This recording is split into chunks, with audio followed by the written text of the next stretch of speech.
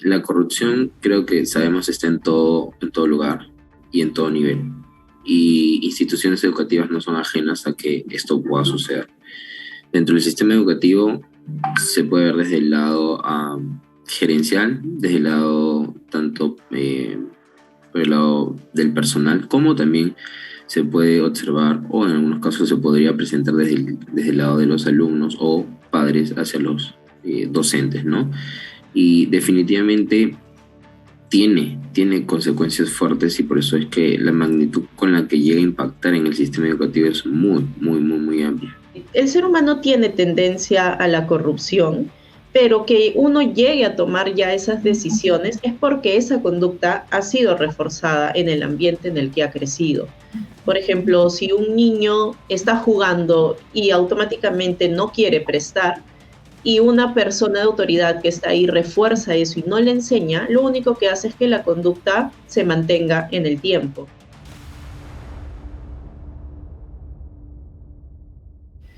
La característica que una persona corrupta suele tener en su comportamiento es la no conciencia voluntaria de lo incorrecto que está realizando, ¿no? O sea, está ahí la conducta incorrecta y esta persona no la asume, a pesar de que sea bastante visible, mentiras, falta de empatía, no se pone fácilmente en el lugar de otras personas, el egoísmo, estar pensando en lo que solamente le conviene a él como persona y no ponerse a ver qué tan viable es eso para su ambiente también. El hecho de no tener una autoconciencia es otra característica también de una persona que tiene conductas corruptas, ¿no? Lo que hemos podido observar a lo largo de este tiempo en el cual yo llevo laborando es de que cuando sucede algún tipo de, alguno de estos casos, directamente lo que se hace es hacer una denuncia, una denuncia ante el Ministerio de Educación y el Ministerio realiza la investigación y de esa manera se procede recién a una sanción, ¿no? Si una persona que es un modelo a seguir tiene estas conductas corruptas, el alumnado va a tener mayor vulnerabilidad a caer en lo mismo. No digo que todos, porque ahí es donde viene a tallar mucho la base que traen desde casa. Si es un alumno que de casa ha tenido una base correcta, entonces va a tener menos riesgo a seguir la misma conducta corrupta del profesor. Pero si es un alumno que no tiene una base en casa y que ve al profesor como un modelo a seguir y ve que tiene esas conductas, lo más probable es que siga por imitación la misma conducta. Entonces es un riesgo.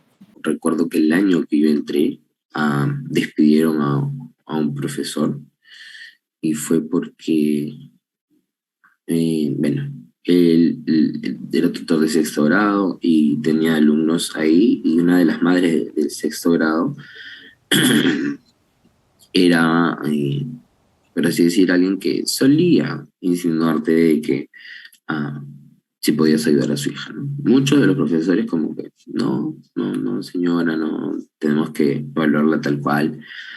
Pero este profesor comenzó con pequeñas cosas, es decir, tener concesiones, como que ya está bien que vuelva a dar la prueba. Ok, ya está bien, hasta ahí, no hay problema. Luego eso ya subió a que el profesor le comenzó a dictar clases particulares a la niña, ¿no? Entonces, en sí, el código de ética de nuestra institución no nos permite dictar clases a nuestros propios alumnos. Por un tema de que se puede malinterpretar a que si tú le estás dictando una clase fuera del colegio, se presta que necesariamente tiene que aprobar ese alumno, ¿no? Porque si no, pero es como que, oye, tu refuerzo no está sirviendo. Entonces, él comenzó con esto. Y eso es un primer acto de corrupción, por ejemplo, no cumplir con el código de ética de la institución. Hay bastantes conductas corruptas en personas como directores o coordinadores, desde el hecho de que a veces te piden que si hay una situación complicada en un salón, mientas a favor de la comunidad, ¿no? Entonces ya desde el hecho de que te piden que mientas o que cambies algunos datos, eso ya es un acto de corrupción, porque es contaminar o cambiar la información a beneficio propio y no tanto del alumno o de la familia de repente que está siendo afectada. Entonces sí hay bastantes actos de corrupción, no digo que en todos, pero definitivamente en profesores, en directores, en coordinadores, las hay. Y es complicado porque son personas que están en contacto con el alumnado. Mi consejo que le daría a los padres de familia, si se percatan que sus hijos tienen actos corruptos, es que se vean a ellos mismos primeros como padres. Si es que en algún momento de repente han dado un mensaje contrario a lo que querían, porque a veces uno como padre puede decirle a su hijo, cállate, porque el hijo está gritando, pero se lo dice él mismo gritando. Entonces es un mensaje incoherente. ¿Cómo yo le voy a pedir a mi niño que se calle y no grite si yo se lo pido gritando? Entonces, si yo veo que mi hijo está teniendo actos corruptos, entonces primero hacerme un autoexamen. ¿En qué momento yo de repente he dicho eso? Como siempre se suele decir, ¿no? A veces padres que le dicen a sus hijos, no mientan. Y antes, cuando había más el teléfono en casa y llamaban y el padre no quería atender la llamada, le decía, dile que no estoy. Entonces le dice igual que mienta. Entonces siempre hay ese doble mensaje en que yo le pido algo a mi hijo, pero yo no lo hago. Si desde la escuela no recibieron buenos valores, si no recibieron una buena formación, pero realmente una buena formación, ah, la sociedad va a seguir igual.